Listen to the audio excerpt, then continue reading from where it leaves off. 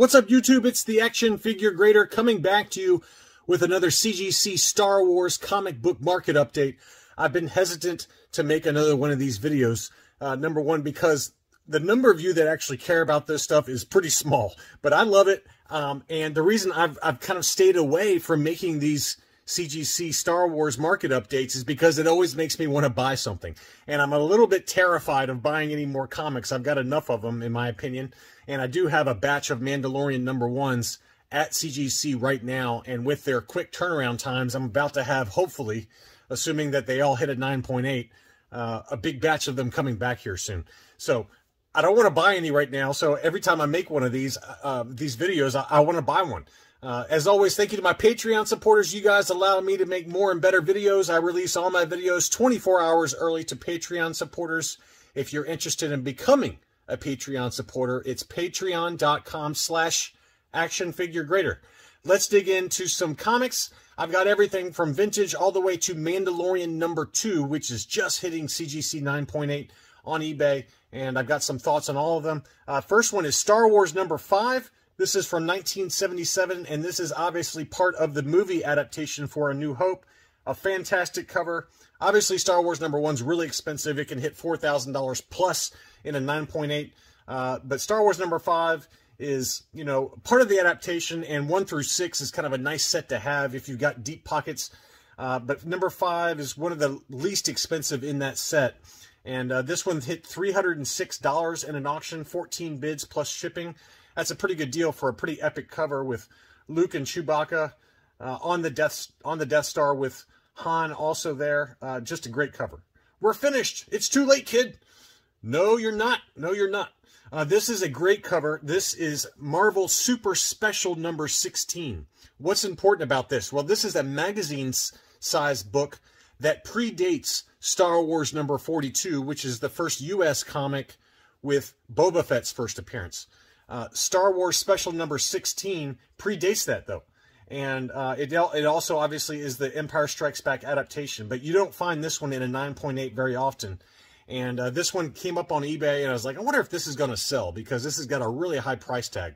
$4,449 was the price tag, and it did sell. I cannot imagine there's a lot of these on the census. I didn't look it up before I made the video as to how many of these are in a 9.8, but you want to talk about an awesome cover.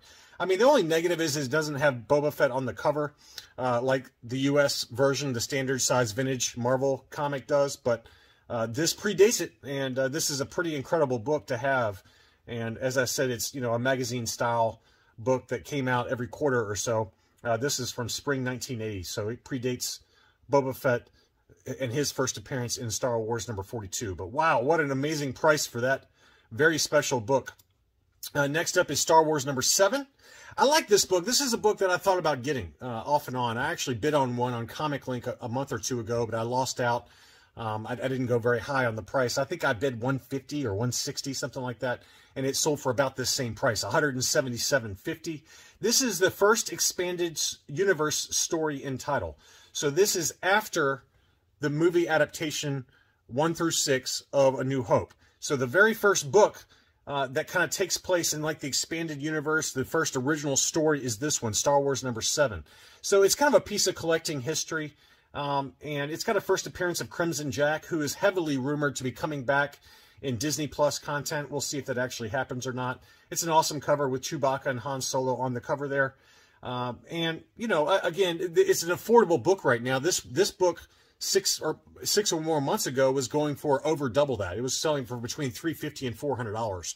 So every Star Wars book seems to be way down right now, and this is something I did predict. That I said after the book of Boba Fett and Obi-Wan Kenobi have come and gone, we've got this lull in here before the Andor series starts back up later this month. I think it's on September 21st, if memory serves. So this lull has resulted in some really low prices, combined with an overall downturn in the overall comic book market. Star Wars books especially are very low right now. So if there's a key book that you're looking for, now's as good a time as any, and I've got a few others that support that argument. And I've kind of predicted it. I said it was going to happen. It happens every single summer and into the early fall. Anytime there's no new content on Disney Plus, the kind of casual collector stays away. They moved on to other things. and you know, the hardcore collectors are still out there buying right now, and those are the times to buy. When no one's thinking, when the casual audience is not thinking about Star Wars, that's the time when you want to buy some of these special books that you're looking for. And right now is a great time, and who knows if the Andor series is any good. My prediction is that it's going to be a lot better than either the Book of Boba Fett or Obi-Wan, and time will tell on that, but all the buzz and everything just seems to point towards it being an excellent series, and I hope I'm right on that. Next up is another book that I did bid on, believe it or not. This is the first appearance of Bylert Valance, the Bounty Hunter. This is a book that's on my short list, Star Wars number 16. It's the first appearance of Valance, and it says, death and destruction are his tools, the Star Warriors are his targets. And I love these early vintage Star Wars books from the original run where they still kind of refer to the main heroes as the Star Warriors. It just screams 1970s, and it's titled The Hunter. It's a fantastic cover, and right now is a great time, as I said, to be buying this book. This one hit $450 to $500 at a 9.8 earlier this year, not very long ago. And now this one's selling for $304. It just sold in an auction on August 22nd. I put a very lowball bid offer because I just didn't have any money.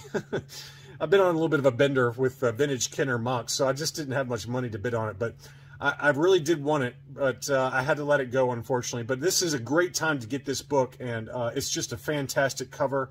Kind of a secondary key, so to speak.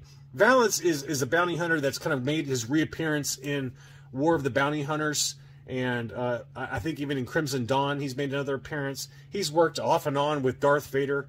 He just seems like the perfect kind of anti-hero that could appear in later Disney Plus content, most specifically probably in The Mandalorian, if I had to guess.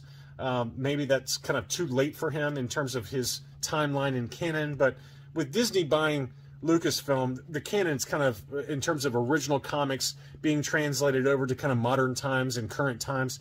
There's no real rhyme or reason, I feel like, and they could easily bring him back, I think. But he's just a great character, and he's certainly still relevant in today's comics, so I could easily see him coming into live-action content. Here was a CBCS 9.8, and this is White Pages, the newsstand edition of Star Wars number 50. And I like CBCS because they actually label it as newsstand, whereas CGC does not do that unless there's a price difference. So, for example, Heir to the Empire number 1, the direct edition and the newsstand edition had two different price tags. So they do break out on the census which one is direct and which one is newsstand. Normally they do not do that, and I wish they would. And kudos to CBCS for doing that. But this is the newsstand. As you can see, it's got the barcode down there in the lower left-hand corner. It's the first appearance of IG-88, which is a pretty minor character, really, in the grand scheme of things. The main reason you'd want this book is just for the awesome cover. It's got that kind of Empire Strikes Back feel to it. It's the 50th collector's issue. It's just an awesome cover. Boba Fett cameo, IG-88's first full appearance, as well as some of the other bounty hunters. I just don't like CBCS labels. I don't know. Maybe it's just me. CBCS has had a really bad run here lately. They lost customers' orders. They lost like 317 comics worth over $50,000. And the president of CBCS had to apologize publicly as well as to that submitter and said, we lost your books. We can't find them. And their internal processes at the time were really, really sketchy. They were sending books to like someone's private residence to be checked in and then shipping them back to the headquarters for slabbing. It was not a good look from CBCS, and it was enough to make me say, whew, there's no way I'm going to use them. So that's my personal feel on them. I'm not trying to disparage anyone that likes them, but when I heard that story of a customer's $50,000 317 comic book order being lost because they were shipping it to a check-in person's private residence, that is terrible, terrible business practices, and they're deserving every bit of the criticism they're getting right now within the comic book community. But nevertheless, this one did sell for $269. Again, it was the newsstand. I think in a CBCS newsstand, in a CGC newsstand, you'd probably be paying closer to $300. CBCS books typically sell in the same grade for a slight discount to CGC books. Next up, we've got Jedi vs. Sith number 1. This was a Dark Horse Comics from 2001. This is the first appearance of Darth Bane, a fantastic cover. That sold for $400. It was a 9.8 comic book, obviously. Next up is another Dark Horse comic, Star Wars Tales 24. This is a fantastic cover with the Emperor as well as Darth Maul on the cover, marked by a Sith Lord. It's also the first appearance of Darth Nihilus and Visas Mar. I don't know who Visas Mar is, but Darth Nihilus is a pretty well-known character. That one sold for $410. This book was going for over double that. This book was going for over $900 less than a year ago. So books have really come back down, especially some of these Dark Horse comic books. And these are pretty low print runs and very small numbers on the census. So if you're into the Dark Horse comics and you're into 9.8 grades for them, now's a pretty good time to be picking them up. Another low point for Dark Horse comics, this is Clone Wars number 1, the first appearance of Ahsoka Tano and Captain Rex. This book was at $2,800 on Comic Link less than 3 months ago. $2,800. This one sold for $2,025. Pretty incredible, the price drop, given that Ahsoka's TV series is due anytime now. And, you know, again, this is just coinciding with the overall drop in the market. But there's about 400 or so of these in a 9.8 grade on the census. So it's not like it's super rare to find. But that's a pretty big drop. And whether it gets back down in the $1,500 to $1,800 range, we'll see.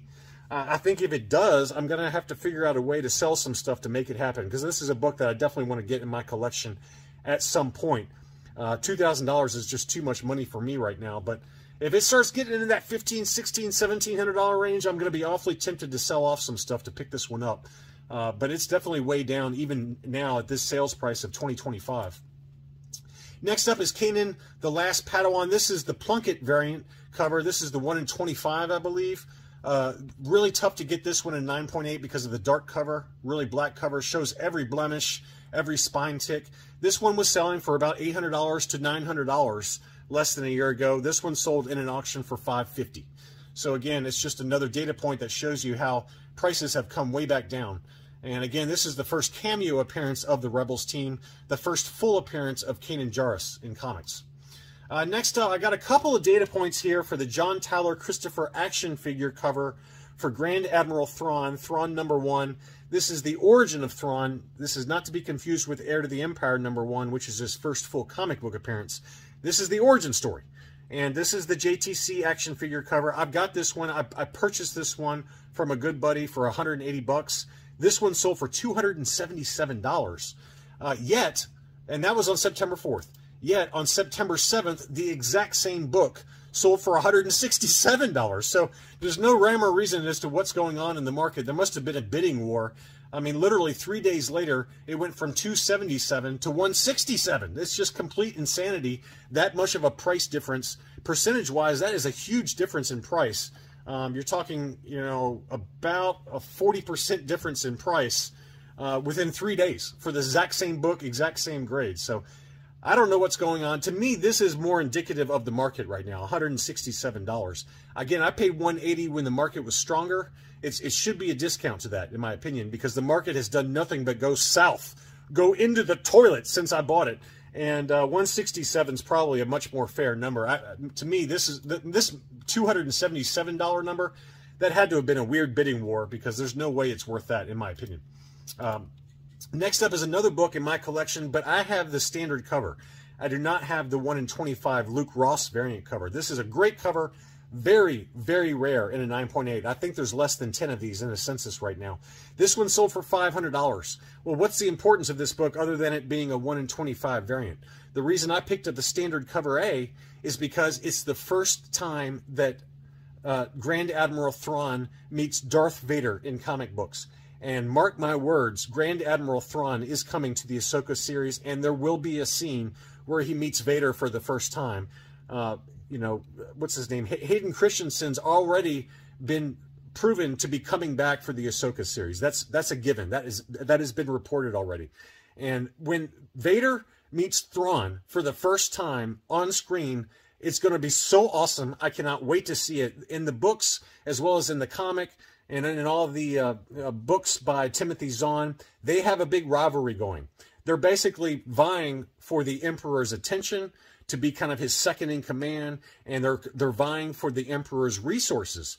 Thrawn is obsessed in the books with starting the TIE Defender program.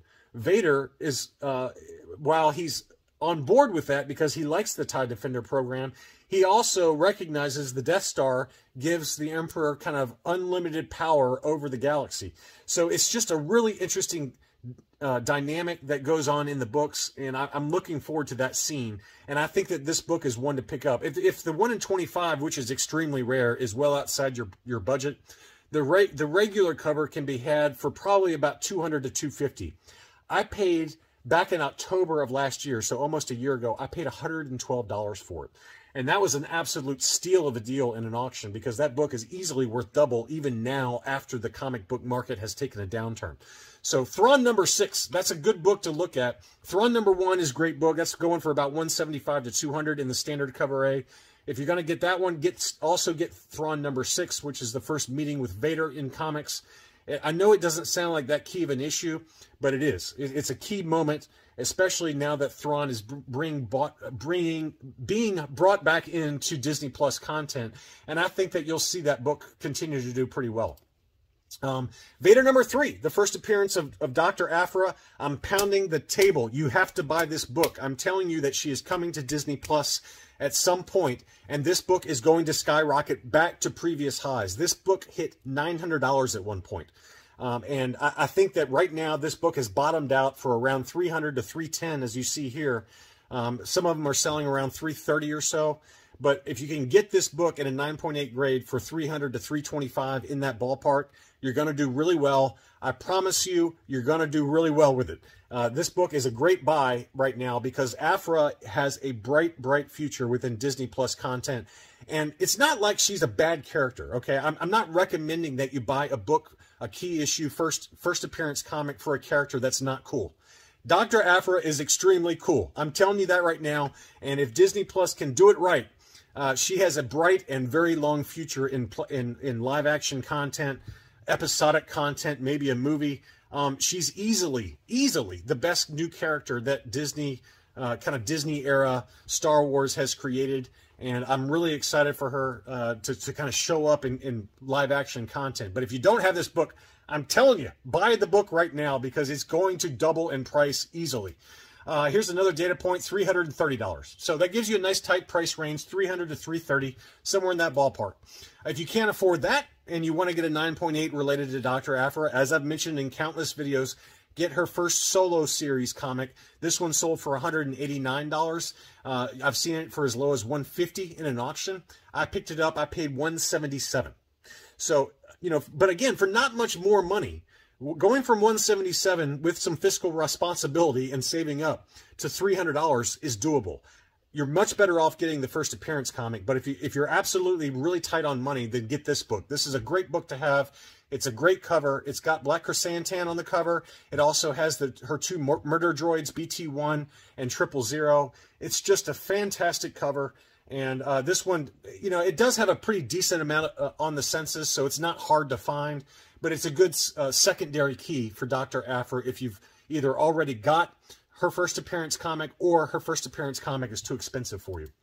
Next up, Rogue One Adaptation number 1, the first full appearance of Cassian Andor and K2SO, Saul Guerrera. This book has bottomed out as well. This one sold for $142.50, which is an absolute bargain, given that in, 2 weeks, we're going to be getting the Andor series. You've got to get this book. I think that this is a must-have book because Andor is going to do really well, in my opinion.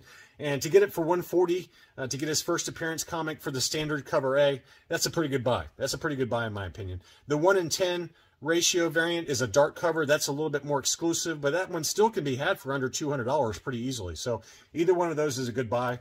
Again, the High Republic, I'm only going to touch on it for one comic this time, but the High Republic, the Acolyte series is definitely coming, and it's set in the High Republic universe. If you want the first appearance comic for a number of the key characters within the High Republic universe, this one sold for $53. You can't get any cheaper than that. That is absolutely the cheapest it's been in a very long time. And this is the Stephanie Hans cover, which is one of my favorites, and very easily available. $53 plus shipping for that book is a great buy. It's got Yoda on the cover, and Yoda is very heavily rumored to be in the new Acolyte series. So I think he's going to be a nice segue. It seems like with every series, they bring back old characters, introduce new characters, and then kind of flesh out the story from there. Yoda is going to be that presence within the Acolyte series, is my guess. So if you're going to kind of get a book related to the High Republic, why not get one with Yoda on the cover? This is the good one, the Hans cover for High Republic #1. The Walmart variant cover is another one that has Yoda on the cover as well. Both of those are pretty readily available for well under $100, and they're both very good buys. Okay, Mandalorian. As I predicted, the Mandalorian #1 prices have come way back down already. And if you're looking for a Mandalorian #1, which is obviously the first interior comic book appearance of the Mandalorian, the first cameo appearance of Grogu, now's a good time to start looking. I think now is the time to get the wheels in motion. September, October, November, I think we're going to hit a bottom in terms of prices for the Mandalorian #1. And they've come way back down already within 3 or 4 weeks. This is the SDCC exclusive cover that's in color. There's also a sketch variant that I'm going to show you in a second. This one hit $200 plus. Now it's selling for $153. So it's already cut 25 to 30% off of the price in less than 3 weeks, as I predicted again. Here's the sketch variant cover. This one was selling for over $300. Now it's selling for $257. And both of those SDCC exclusives, those are easily the most limited in terms of print run and in terms of desirability. Me personally, I don't care about this book because I don't like the cover. If I don't like the cover, I'm not spending that kind of money to get it. But if you do like the cover, now's the time to start looking for that SDCC exclusive, because they're not in big print runs. An even smaller number of those are going to hit a 9.8 grade. And then once they're out in collectors' hands who don't want to sell, you're going to start to see that kind of inventory dry up. So I think if you're interested in this SDCC cover for the Mandalorian #1, try to pick it up between September and November, because I think you'll start to see inventory dry up from there. Finally, oh, not finally, but close to finally, I've got the 1 in 25 David Aja variant cover. Now, this one was signed by Rodney Barnes, who is in charge of the story. Now, why am I showing this one? It was listed for $190. It did not sell for $190. It sold for I think I paid $174 for it. Now, I did not keep this. I wish I could keep this, because there's only 6 of these on the census that are signed by Rodney Barnes, the story writer for this Mandalorian #1. I did not keep it. I sent it to my brother for his birthday. His birthday is coming up. He's already received it and his jaw dropped. But I wanted to keep it, believe me. I don't have the 1 in 25 cover, but I think I received an offer for $174, $175, somewhere in that ballpark is what I paid for it. I said there's only 6 on the census that are signed. I can't believe there's going to be a huge number of signings at CGC to have these in big numbers. So why not? So I got it. My brother's got it. He's very happy with it. But that gives you a data point if you're looking for the 1 in 25. Now, if you're looking for an unsigned version of this book, they're selling for between $100 and $125. So I'm going to pick it up at some point, because I've got the 1 in 10. I've got the 1 in 50. I just don't have the 1 in 25 yet for issue #1. Let's see what else we got. Here is the Mike Mayhew cover. This is the Virgin variant cover. This one has also come down. This one hit $125 just a few weeks ago. This one sold in an auction for $76. So that's a huge price drop. That's a huge price drop.